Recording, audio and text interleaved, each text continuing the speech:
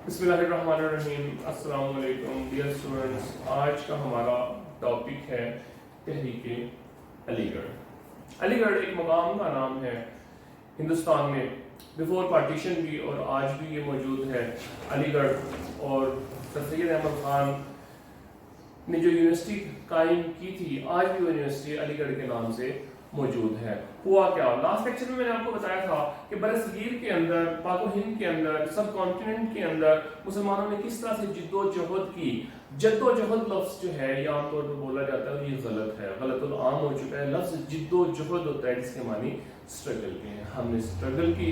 मुसलमान जो है कभी भी किसी के ज़ेरे नगीन नहीं रहना चाहता, और जब इक़्तिदार 1000 साल तक इंजॉय कर लिया हो तो फिर किसी के हवाले हुकूमत कर देना ये इंतहाई दुश्वार गुजार काम था।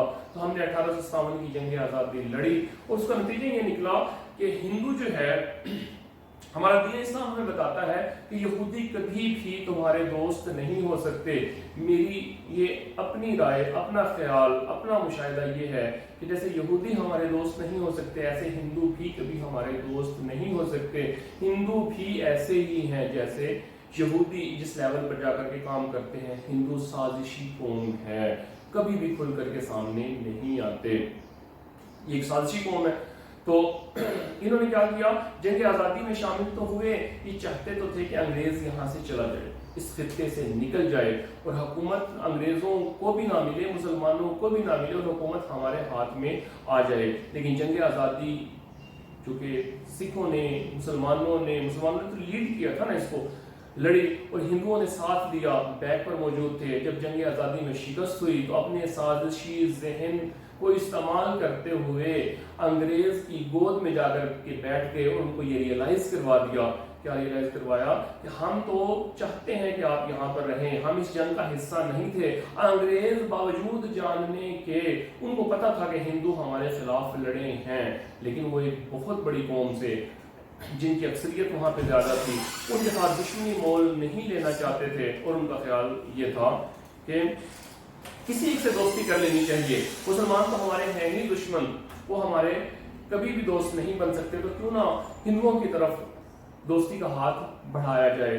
तो उनके करीब हो गए और ये रियलाइज़ करवा दिया कि हम आपको यहाँ से निकालना नहीं चाहते, आप तो हमारे आका हैं, आप तो हमारे माए बाप हैं। तो इस तरह से सारे का सारा अताब, सारे का सारा जुल्म, सारी की सारी साजिशें जो थी वो मुसलमानों को साबित कर दिया गया कि मुसलमान जो हैं वही जंग आज़ादी के पेशवा थे और उन्होंने ही आपके खिलाफ। तो हिस्ट्री की किताबों में ये लिखा हुआ है, दिल्ली जो था ये मुसलमानों का मरकज था। आप देख लें जापान के शहर टोक्यो के अंदर इस हद तक तरक्की है कि वहाँ पर 1000 यूनिवर्सिटीज मौजूद हैं। ये आज की बात मैं आपको बतला रहा हूँ। आपने जिंदगी में एक लफ्ज सुना होगा, एक मुहावरा, एक मकूला सुना होगा, पढ़े फारसी बेचे तेल। इसको मैं आपके लिए एक्सप्लेन कर देता हूँ कैसे कि आज जिस तरह एक बहुत बड़ा अंग्रेजी जबान का माहिर कोई छोटे दर्जे का काम करे, तो इसी तरह जो उरूज आज अंग्रेजी जुबान पर है, कभी ये फारसी पर हुआ करता था। और दिल्ली के अंदर मुसलमानों के 1000 के करीब मदारिस कह लें, आप उनको उस वक्त की यूनिवर्सिटीज कह लें, आप उनको दरसगाहें कह लें, दिल्ली के अंदर मौजूद थी, जिनको 1857 की जंग आज़ादी के बाद बिल्डोज कर दिया गया, उनको ख़त्म कर दिया गया। और शिकारी कुत्तों की तरह मुसलमानों को अंग्रेज ढूंढते फिरते थे, उनकी जान, माल, इज्जत, आबरू, कोई शय भी महफूज न थी। दिल्ली के अंदर ऐसे खून बहाया गया जैसे कि पानी बहता है। कोई आफत ऐसी नहीं थी जिसने आसमान से उतरते हुए मुसलमानों का घर न देखा। मुसलमानों को चुन चुन कर कत्ल किया गया और मुसलमानों को अताब का निशाना बनाया गया। इस सारे सिनेरियो के अंदर एक शख्सियत ऐसी थी जिसको अल्लाह ताला ने भेजा और उनके जहन में डाला कि मुसलमानों के लिए निशात सानिया का काम करे। निशात सानिया से मुराद, रिनाइसेंस से मुराद नया दौर, दोबारा से उठ खड़ा होना। और उस हस्ती का नाम जिन्होंने निशात सानिया के लिए काम किया, उनका नाम सर सैयद अहमद खान था। सर का जो लक़ब है वो सैयद अहमद खान को अंग्रेज ने दिया था, उनकी काबिलियत की बिना पर दिया था, उनकी सलाहियत की बिना पर दिया था।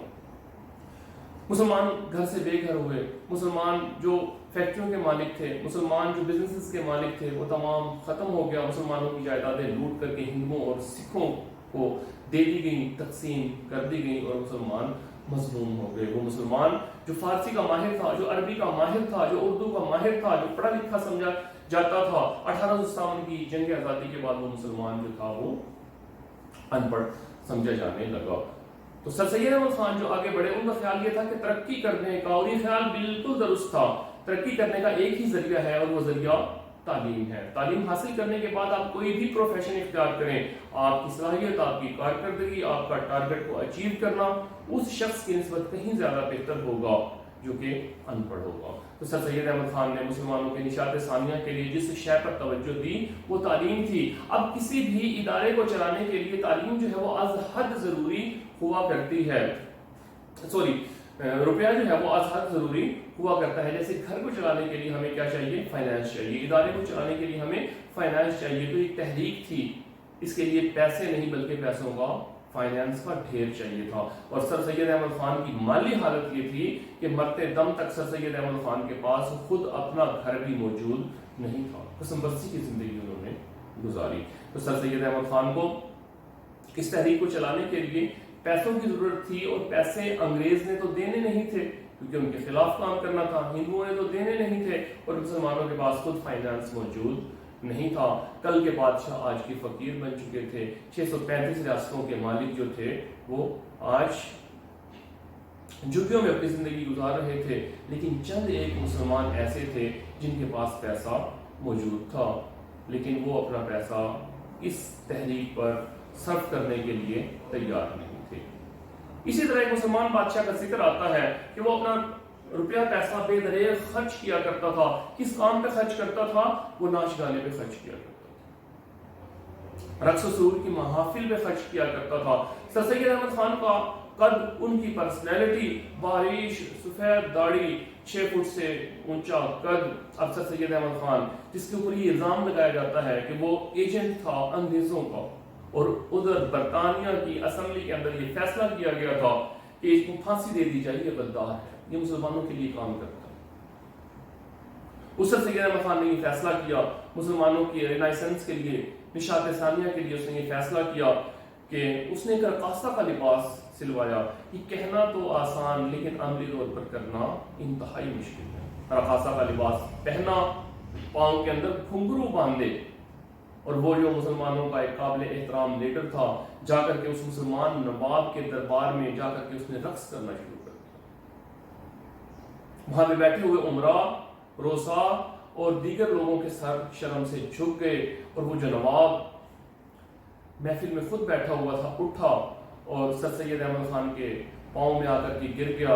اور آپ کو پتہ ہے کہ بادشاہوں نوابوں کا انداز یہ ہوتا ہے کہ وہ قیمتی ہیروں سے بنے ہوئے، جوہرات سے بنے ہوئے ہار پہنے ہوئے ہوتے ہیں۔ اس نے اپنے تمام ہار اتارے اور سر سید احمد خان کے حوالے کر دی اور بے پناہ دولت دی۔ اس طرح سے ایک تحریک کا آغاز ہوا، اس تحریک کو تحریک علی گڑھ کہا جاتا ہے۔ سر سید احمد خان نے 1859 کے اندر غازی پور، 62 کے اندر مراد آباد، اور 1875 کے اندر جو تھا علی گڑھ کے اندر MAO محمدن اینگلو اورینٹل جو اسکول تھا وہ بنایا۔ بعد میں کالج 1920 میں جو تھا وہ یونیورسٹی میں تبدیل ہو گیا۔ آپ نے انگریز اساتذہ کو بھی اپنے اداروں کے اندر بھرتی کیا، ہندوؤں کو بھی آپ نے بھرتی کیا۔ آپ ہندو بچوں کو پکڑ پکڑ کے اپنے تعلیمی اداروں میں داخل کیا کرتے تھے تاکہ اس گیپ کو کم کیا جا سکے، مسلمانوں کو، انگریزوں کو، ہندوؤں کو قریب لایا جا سکے اور ایک پلیٹ فارم پر اکٹھا کیا جا سکے۔ سر سید احمد خان جو ہے وہ بلا کے انشا پرداز تھے، بہترین ایک رائٹر تھے۔ آپ نے خود بھی کتابیں لکھیں اور ڈپٹی نذیر احمد جیسے لوگوں سے، حالی جیسے لوگوں سے کتابیں لکھوائیں اور اردو ادب کے اندر گراں قدر اضافہ کیا۔ سیاست کے اندر آپ کی خدمات کیا تھی؟ آپ مسلمانوں کو منع کیا کرتے تھے کہ سیاست سے دور رہیں، سب سے پہلے اپنے آپ کو سٹیبل کریں، سب سے پہلے اپنی جیب مضبوط کریں، سب سے پہلے اپنے فائنانس کو مسئلہ حل کریں، اس کے بعد جو ہے کسی اور طرف جائیں۔ شروع میں سر سید احمد خان خود حامی تھے ہندو اور مسلم اتحاد کے۔